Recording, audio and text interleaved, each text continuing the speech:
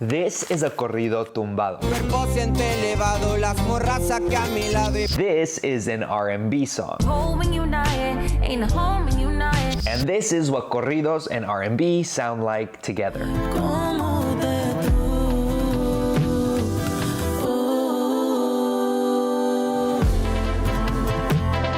Mocha is making corridos R&B. I am a Blaxican singer-songwriter that does like Mexican regional music mixed with like a little R&B. The blend of a traditional Black American genre and a Mexican genre feels natural to Mocha.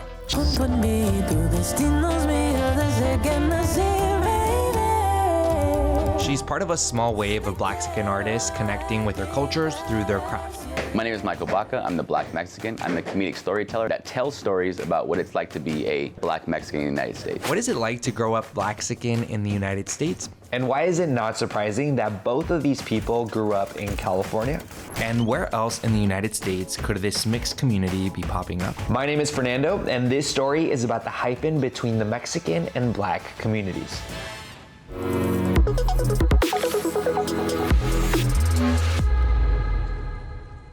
Let's go over definitions really quick before moving forward. The term Blaxican is generally used to refer to someone who is both African American or Black and Chicano. It's a term that has its roots in the United States, more on that later, and is generally used to refer to the combined Black American and Mexican American experience, as opposed to, say, the Afro-Mexican experience in Mexico.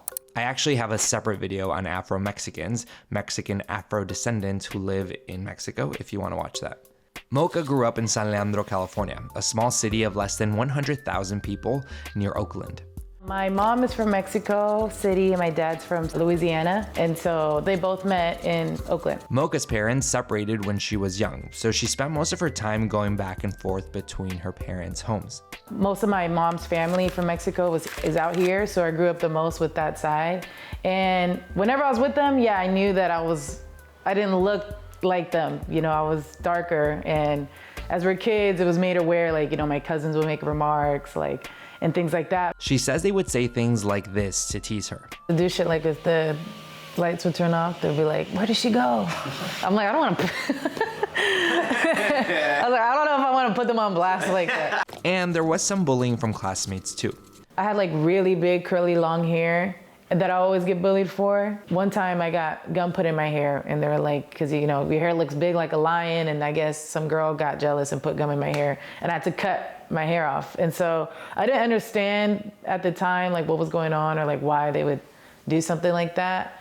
But yeah, I got bullied a lot for just like my hair in general. Like my hair was like a big one, just cause it wasn't really a thing to see like a girl of my complexion with long, big curly hair. Mocha's schools growing up were pretty diverse though, so she says kids didn't really bully her because of her ethnicity. It was mostly that her identity threw them off. I knew that I wanted to be a performer. I knew for a very long time, since I was like 3. So what I would do at elementary school is I would bring like my boombox, and every recess, like I would have a dance routine ready to go. One of my favorite artists to dance to was Chayanne and Shakira.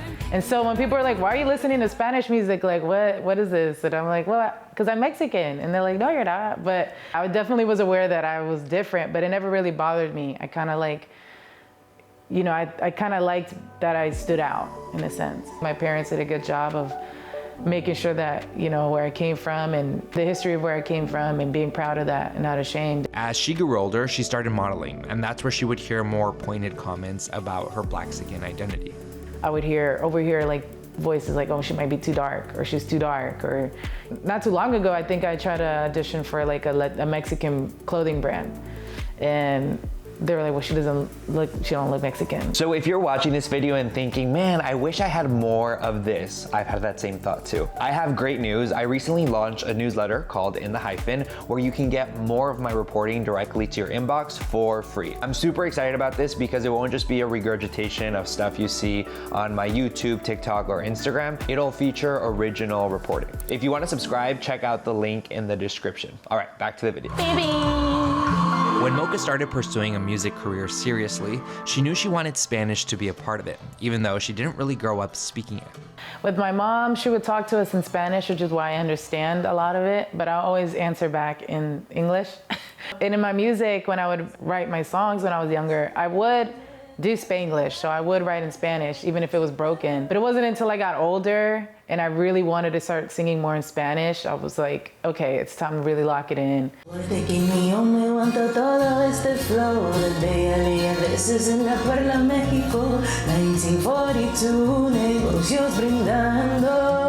Initially, Mocha was doing pop, Afrobeat, and electronic music.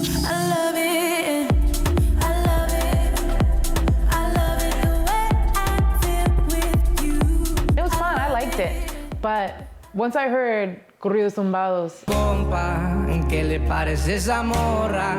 was like, yo, like I love acoustic music and just the swag they had with it and their melodies. I was like, yo, their melodies are kind of like R&B vibes. Like the way they're singing it has like a lot of soul to it. And I'm like, I think I can sing this. Like, I don't know if I can sing like banda or like ranchero music, but I was like, this feels like a lane.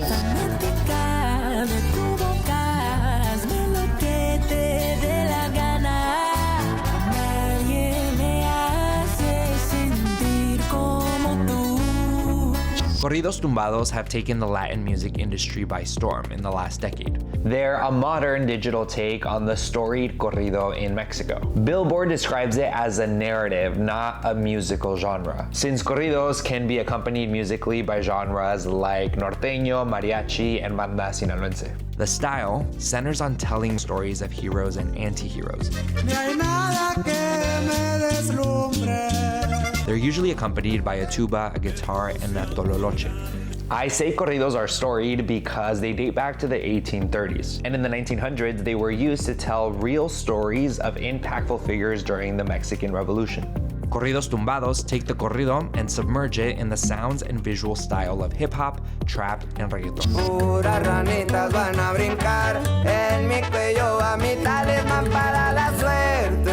I was told not to do it because my Spanish wasn't perfect.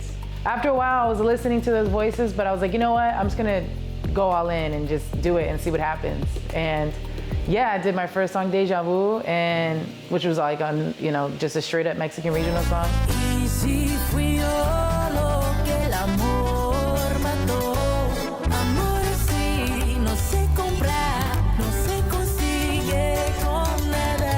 All these doors started opening up and I felt like, okay, like even though my Spanish wasn't perfect, it was getting a lot better just because I'm forcing myself to sing in Spanish.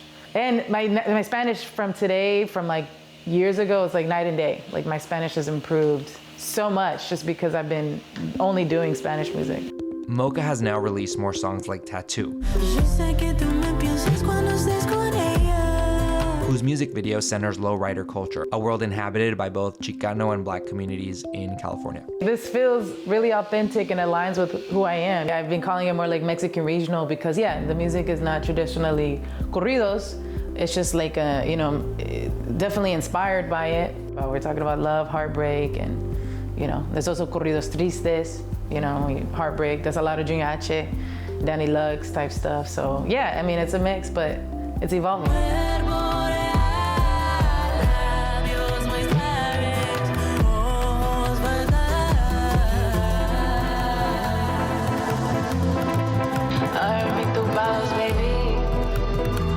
I think people are really excited to see what more we can do with it. She's doing a lot. When I interviewed Mocha, she told me she had just signed with Empire, the Bay Area label that's worked with the likes of Kendrick Lamar, Shabuzi, Anderson .Paak, and Jay Wheeler. Blaxican artists using music to explore their culture isn't something new. Probably one of the most famous Blaxicans in the United States is Miguel. The Los Angeles native is the son of a Mexican father and a Black mother. He sings about his experience in his song, What's Normal Anyway. Too proper for the black kids, or too black for the Mexicans, too square to be a hood. What's normal anyway? Michael Baca, who grew up in Southern California, uses comedy to explore his Blaxican identity. Today we're at PFT Boxing Gym. This is my home boxing gym. This is where I come and learn how to throw hands. So my father is Mexican and my mother is Black. I've always actually introduced myself as Black and Mexican. Wasn't super connected to my Mexican culture growing up, but I always introduced myself like that because I've always thought it was a little unique. Baca, who goes by the Black Mexican on social media, makes skits about his experience as a Blaxican man in the United States. Dile, cabrón, dile. Hey, mueve tu pinche carro, pendejo. So, my dad said, can you please move your car? All right, here you go, nephew, your favorite. Oh, I'm good, thank you, though. Why not? You're dating a fresita or nephew? Nobody just stops drinking. That don't even make no sense. It's one of those things that I didn't see it, so I just decided to be that representation that I wanted to see. So I don't really attempt to be funny. It's just when I tell my stories, I always do it, I think, with a comedic flair. That's just kind of how I relate. Growing up, Michael never quite felt Mexican enough. To my Mexican side, I am as black as they come. I'm black, you know. But not to say that I'm not embraced by my Mexican side, but they see me as someone that's black, you know. The first people that actually brought up the word Blaxican that I've ever heard was my Mexican side. And I mean, it's said with love. I mean, no one's trying to hate on me or anything like that. I asked him what types of comments he gets from people online on his videos. At all? No sabo, you know, pocho. You don't understand being Mexican, you know. You know, you're part of the new generation of Mexicans that aren't Mexican at all. That one, like, probably infuriates me one of like the most, because like, I'm just so proud of my culture and things like that. And my culture is part of who I am. But most of the comments are usually positive and from all types of people, not just Blaxicans or Afro-Latinos. It's like, you know, I've seen like Asian cultures like, oh, my Asian dad does that too. My white dad does that too. One thing I noticed when looking for people to interview for this story was that a lot of the Blaxicans I found were in California.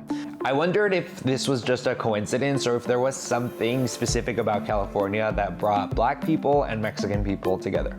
Journalist Walter Thompson Hernandez, who is Blaxican himself, actually looked into this for a photo project called Blaxicans of LA. So while there are no hard numbers on how many Blaxicans there are in the United States or where they are, his research suggests Los Angeles played a big role in the community's development. What he found was that the term Blaxican dates back to at least the 1980s, when an influx of Mexican immigrants to Los Angeles led to an increase in romantic and social interactions between the two groups.